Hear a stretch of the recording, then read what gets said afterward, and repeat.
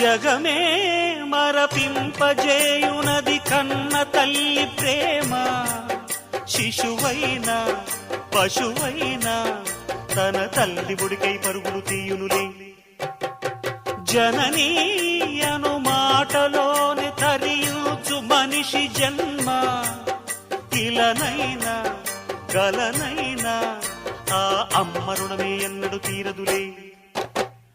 ప్రాణం నా ధ్యానం మా అమ్మ కోసమని, ఉన్న బ్రతికున్న మా అమ్మే లోకమని. బ్రహ్మైనా అమ్మంటే చాలు మొక్కుతాడురా, ప్రాణంగా చూసేది ఆ పాశమేరా.